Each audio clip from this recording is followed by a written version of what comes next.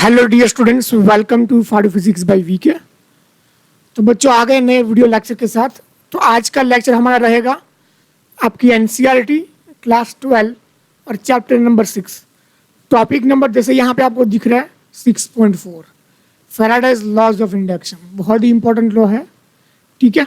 हमने जो प्रीवियस उसके एक्सपेरिमेंट में पढ़ा था कि मैग्नेटिक फ्लक्स चेंज होने की वजह से हमें जो है करंट मिलता था। अब कितना मिलता है वो सारा यहाँ से सीखेंगे अब, ठीक है। तो मैंने आपको बता दिया था, है ना। तो आइए बात करते हैं इनके बारे में पहले।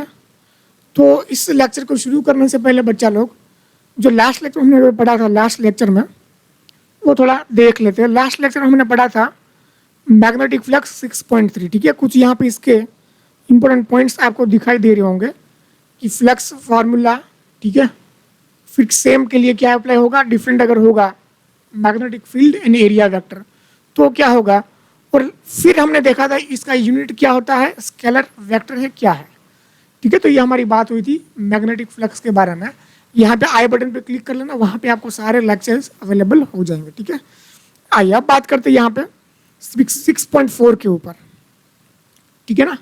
तो पहले इसको समझ लेते हैं, उसके बाद जो भी इसके नोट्स होते हैं वो मैं आपको दे दूंगा, ठीक है। तो पहले इसको समझने की कोशिश करते हैं। तो जैसे कि आप यहाँ पे देख पा रहे हो मैंने की पॉइंट्स दिए हुए हैं। तो पूरा टॉपिक जो इन की पॉइंट्स के ऊपर डिपेंड करता है ना। पहला जो 3 experiment, statement, formula and application. तो आइए बात करते हैं 3 एक्सपेरिमेंट्स के बारे में, है ना। तो हमें पता है फैराडे ने 3 तरह के एक्सपेरिमेंट किए थे। उसने क्या लिया था, एक लूप लिया था, लूप को कनेक्ट किया था उसने एक छोटे मोटे गैल्वेनोमीटर के साथ। फिर एक उसने लिया था magnet N pole S pole, फिर इसको आगे पीछे कर रहा था। तो यहाँ पे हुआ क्या था बच्चा लोग, यहाँ पे हुआ ऐसा कुछ था कि ये मैग्नेट की मूवमेंट की वजह से जो इसकी मैग्नेटिक फील्ड लाइंस होती थी वो इसके कांटेक्ट में आती थी, है ना। तो इसका जो होता है मैग्नेटिक फ्लक्स इसका बनता था, flux is equal to B into A, ठीक है, इंटू कॉस थीटा। तो ये चीज बनती थी। अब हुआ क्या, ये जो मूवमेंट कर रहा था इस मूवमेंट की वजह से यहाँ पे जो ना इसके फ्लक्स में चेंज आता था हर बार। मूवमेंट होनी जरूरी थी, है ना। फ्लक्स होना जरूरी नहीं है, लेकिन फ्लक्स का चेंज होना बहुत ही जरूरी है। Flux is not necessary it self, change in a flux is it's necessary for the production of electric current. Is that clear. तो यहाँ पे जो है फ्लक्स चेंज होना बहुत ही जरूरी है। तो हुआ क्या, फ्लक्स हमने कैसे चेंज किया, इसके बहुत सारे तरीके हैं। हमने मैग्नेट को मूवमेंट कराई थी, फिर हमने क्या करा, मैग्नेट को रखा स्टेशनरी, फिर हमने लूप को मूवमेंट कराई, ठीक है। ये था फर्स्ट एक्सपेरिमेंट। सेकंड में बच्चा लोग हमने क्या किया था कि सेकंड में हमने जो किया था, सेकंड में हमने क्या किया, इस मैग्नेट इस हटा दिया मैग्नेट को, उसकी जगह हमने लूप डाल दिया, है ना। इसको करंट बैटरी से कनेक्ट कर दिया। तो वही काम ये करेगा, मैग्नेट जैसा ही काम ये करता था, है ना। चीज आ रही क्या समझ में, मैग्नेट जैसा ही ये काम करता था, ठीक है। तो लूप को हमने आगे पीछे किया और फ्लक्स को चेंज किया, फ्लक्स को चेंज किया। तो हमें पता है चेंज इन अ फ्लक्स हमें क्या देता है, electric current. It's give us the generation of electric current. तो वहां से मुझे इलेक्ट्रिक करंट मिलता है। तो ये सब कहानी हो गई, ठीक है। अब फैराडे ने क्या बोला कि ये जो फ्लक्स आपका चेंज हो रहा है, ठीक है, तो उसका जो ईएमएफ होता है वोल्ट, है ना, बैटरी करंट प्रोड्यूस हुआ। तो करंट प्रोड्यूस होने के लिए क्या होना चाहिए, पोटेंशियल डिफरेंस। तो पोटेंशियल डिफरेंस की बात करता है फैराडेज लॉ। चीज आ रही क्या समझ में, फैराडेज लॉ क्या बोलता है, जो पोटेंशियल डिफरेंस है, change in a electric flux, rate of change of electric flux give us the electric potential। चीज आ रही है क्या समझ में। तो यहाँ पे E की बात करोगे, rate of change d/d∅/dt minus sign, ठीक है, नेगेटिव साइन ऑफ d∅/dt, वो क्या होता है अपना फैराडेज लॉ।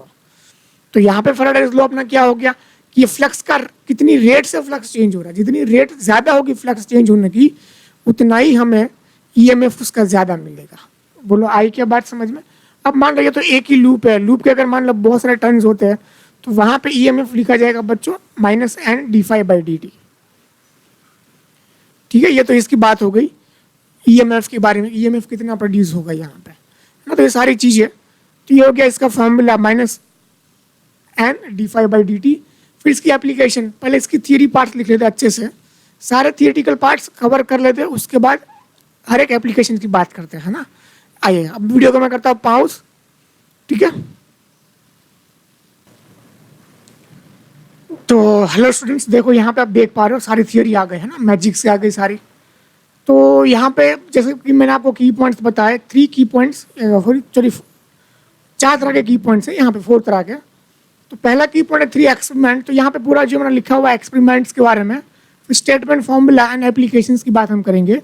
तो देखो फैराडे ने बहुत सारा एक्सपेरिमेंट किए। Faraday performed experiments on loop and magnet, results and conclusion are discussed below. तो यहाँ पे हमने नीचे इसके रिजल्ट्स एंड कंक्लूजन डिस्कस करे हुए हैं। तो यहाँ पे देखो, here due to the movement of magnet the flux linked with loop keep on changing. तो यह फ्लक्स चेंज हो रहा था जो है ना लूप के साथ, उसके साथ लिंक है वो। तो वो फ्लक्स चेंज होने की वजह से हमें क्या मिलता है, इंड्यूस्ड ईएमएफ।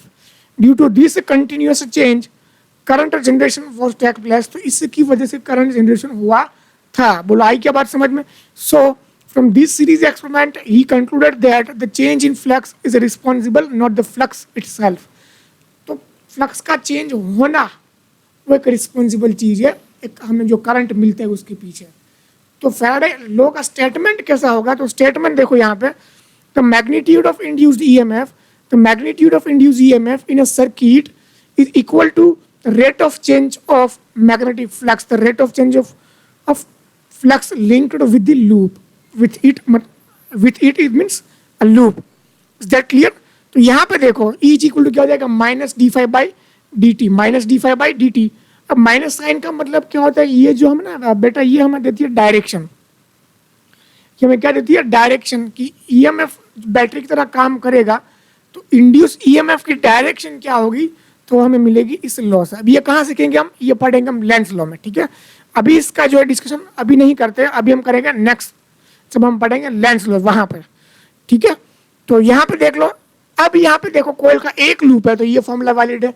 लेकिन जब कॉइल के n नंबर ऑफ लूप हो तो उस केस में क्या होगा, सिंपल आप n से मल्टीप्लाई करोगे। बोलो आई क्या बात समझ में। अब इसकी एप्लीकेशन देखो यहाँ पे, मान लो कि यहाँ पे आपको फ्लक्स दिया है, flux is a function of time t, आपको बोला है tan t square plus tan t plus 2। तो बताओ ईएमएफ कितना होगा at t is equal to 2 second पे, है ना। तो क्या करोगे, D five by D T करोगे माइनस वाला, ठीक है। तो minus D five by D T लगा दोगे तो tan t square plus tan t plus 2, इसका आप करोगे minus D five by D T, हो जाएगा 20 इंटू टी प्लस 10।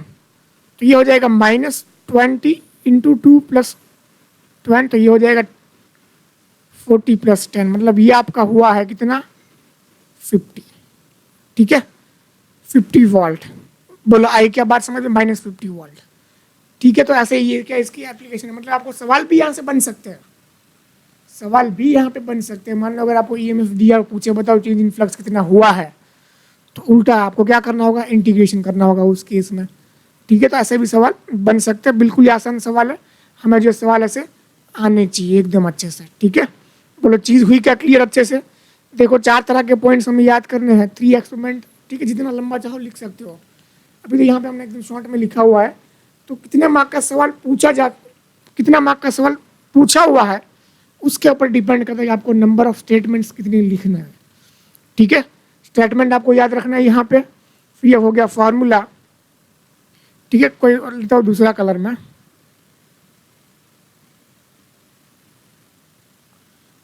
स्टेटमेंट आप याद करोगे और फॉर्मूला याद करोगे, और आप याद करना है आपको एप्लीकेशन। ये तो बस 3 एक्सपेरिमेंट तो आपको याद ही है, ठीक है। तो ये हो गया आपका फैराडेज लॉ ऑफ इंडक्शन, ठीक है।